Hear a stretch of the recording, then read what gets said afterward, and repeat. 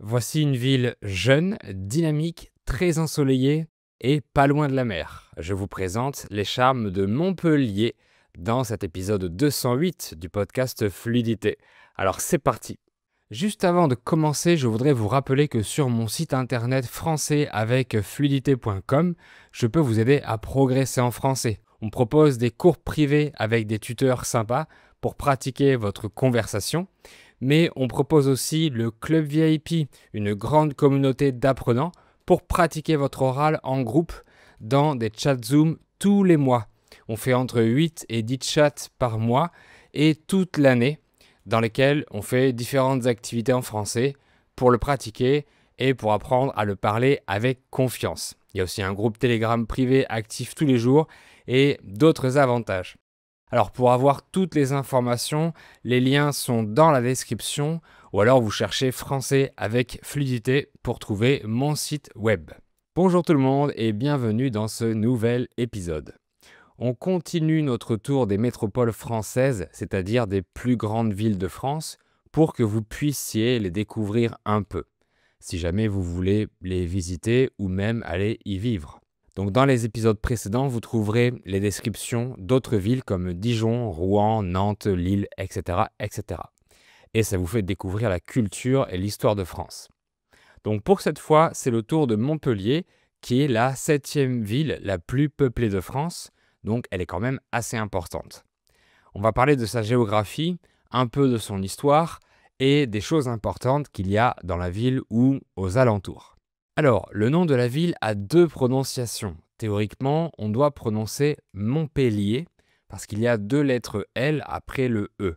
Mais la majorité des gens prononcent Montpellier, même certains locaux. Et oui, l'usage erroné domine la théorie. J'ai jamais entendu quelqu'un prononcer son nom correctement. Montpellier se trouve dans la région Occitanie, au sud-ouest de la France. D'ailleurs, on a aussi fait un épisode complet sur toute la région Occitanie, le numéro 145. Montpellier est la préfecture du département qui s'appelle l'Hérault.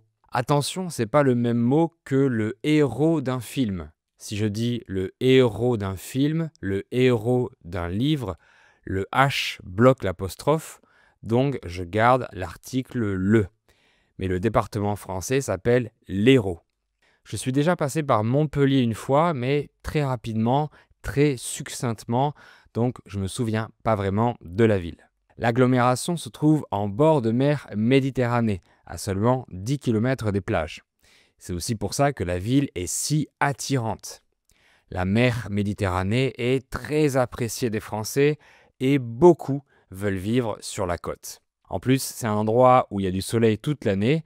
Il y a environ 60 jours de pluie par an, donc c'est vraiment pas beaucoup. Et les Français adorent avoir du soleil tout le temps. C'est surtout agréable en hiver pour que le froid soit plus facile à supporter. Donc elle profite d'un climat méditerranéen avec beaucoup de soleil, peu de pluie et des températures qui sont pas très froides en hiver. Il y neige très très rarement. L'autre avantage de Montpellier, c'est qu'elle est pas loin de l'Espagne. Donc les locaux peuvent aller à Barcelone, par exemple, qui est à moins de 4 heures, que ce soit en voiture ou en train. Les Français adorent aller en Espagne dès qu'ils ont des vacances ou un peu de temps libre. Depuis Montpellier, on peut aussi atteindre Toulouse en 2 heures, mais aussi Paris en 3 heures grâce au TGV. Tout ça fait que Montpellier et sa banlieue forment l'agglomération dont la population augmente le plus rapidement de tout le pays. Sa population a triplé depuis 1945. Les habitants s'appellent les Montpelliérains et les Montpelliéraines et actuellement ils sont environ 300 000. Maintenant, à propos de son histoire. C'est au Moyen-Âge, en 985, que la ville de Montpellier apparaît pour la première fois. Grâce à sa situation géographique proche de l'Espagne et pas loin de l'Italie, elle se développe économiquement assez vite. Elle devient ensuite un important centre d'échange de marchandises de la Méditerranée. C'était le premier port d'entrée des épices du Royaume de France. Montpellier se trouve sur l'un des chemins de pèlerinage qui mènent à Saint-Jacques-de-Compostelle. Donc au Moyen-Âge, on y a installé des institutions hospitalières ou charitables. De nombreux médecins juifs et arabes sont partis d'Espagne pour s'installer à la faculté de médecine de Montpellier. Elle a été créée en 1220 et c'est la plus ancienne du monde. De nos jours, cette prestigieuse faculté de médecine continue de former des professionnels de santé avec des outils à la pointe de la technologie. Donc cette faculté de médecine est toujours très renommée. À cette époque, Montpellier était déjà une ville très cosmopolite. Et c'est ce que les locaux aiment encore aujourd'hui, cette belle diversité de différentes nationalités ou ethnies qui arrivent à bien s'entendre entre elles. La ville a connu son âge d'or au XIIIe siècle, donc le moment où elle était le plus puissante. Mais tout a basculé au siècle suivant. En effet, à partir du milieu du XIVe siècle, la peste noire a sévi et a tué énormément de gens. La population de Montpellier est passée de 40 000 personnes à 15 000, dont beaucoup ont fui la ville. Montpellier est devenue une ville fantôme à cette époque. Heureusement, à partir de la Renaissance, Montpellier a commencé à se relever. Premièrement grâce à l'activité du port de Lattes, une ville voisine, mais aussi grâce à Louis XI qui a choisi la ville pour y installer une cour des aides, une sorte de tribunal de l'époque. On y a également construit un jardin botanique en 1593, le plus ancien de France. Autre côté important de son histoire, Montpellier est devenu au XVIe siècle l'une des places fortes du protestantisme durant les guerres de religion. Mais ces guerres ont provoqué la destruction de la majorité des édifices religieux, sauf la belle cathédrale Saint-Pierre. En 1598, grâce à l'édit de Nantes, Montpellier est désignée comme un refuge pour les protestants. Donc elle a retrouvé son calme pendant environ 20 ans. Et en 1622, elle est redevenue en majorité catholique après la victoire de Louis XIII suite à une bataille intense qui a duré 2 mois. On a ensuite construit un bel arc de triomphe en 1691, mais aussi la place de la Comédie où se trouve le magnifique opéra. On crée également la promenade royale du Pérou, le nom du quartier où elle est. C'est la même prononciation que le Pérou, le pays d'Amérique du Sud. Bref, Montpellier devient plus belle que jamais. Pour alimenter la ville et ses jardins en eau, un magnifique aqueduc est construit pour aller jusqu'à un superbe château d'eau. Ces magnifiques monuments sont encore visibles de nos jours puisqu'ils sont protégés en tant que monuments historiques, mais ils sont désaffectés, ça veut dire qu'ils ne sont plus en fonctionnement. Autour de Montpellier, on cultive des vignes, donc on fabrique du vin.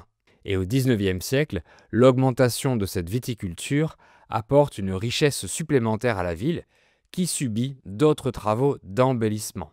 De nombreux et somptueux hôtels particuliers sont construits. Des avenues haussmanniennes sont créées, comme à Paris, Bordeaux, Lyon, Lille, etc.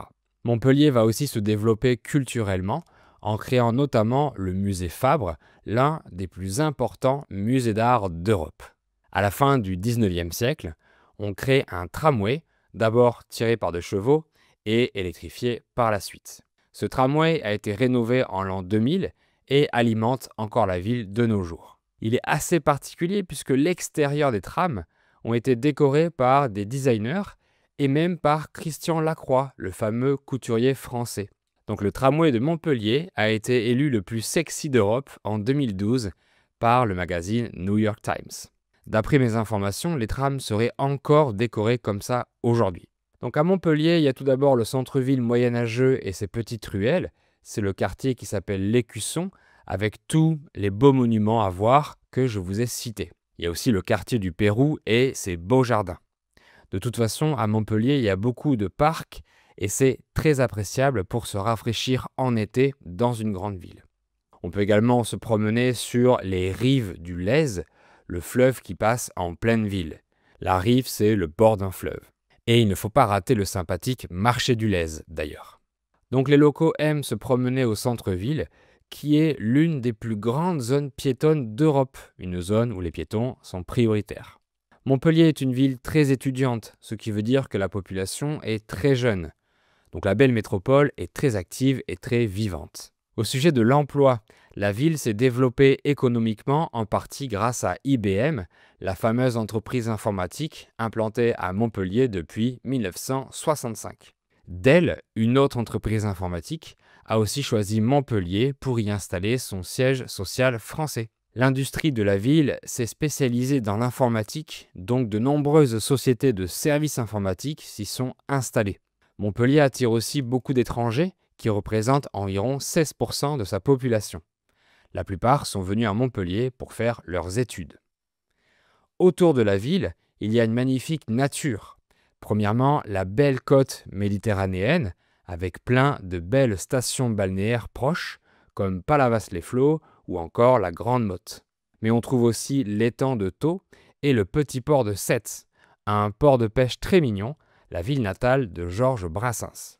Et au nord de la ville, on peut faire des randonnées en montagne, comme au Pic Saint-Loup par exemple. C'est aussi le nom d'une appellation de vin très réputée, le Pic Saint-Loup. Encore plus au nord, on peut apprécier le parc naturel régional des Cévennes.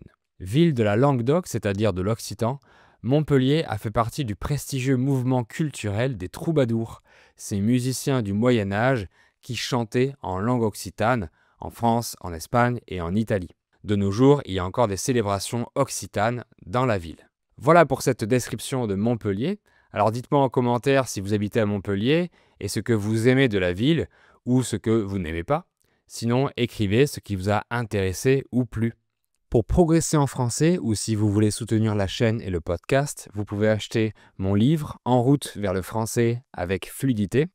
C'est un livre avec les meilleurs contenus du podcast, plus un contenu en exclusivité. Il y a bien sûr les versions audio et vidéo téléchargeables sans publicité, mais aussi des anecdotes, des jeux de vocabulaire et encore d'autres bonus. Cliquez sur le lien dans la description pour avoir toutes les informations. Merci beaucoup d'avoir suivi cet épisode. N'hésitez pas à mettre 5 étoiles sur les plateformes de podcast et à partager les contenus que je fais à d'autres apprenants. Et on se dit à très bientôt pour un nouvel épisode.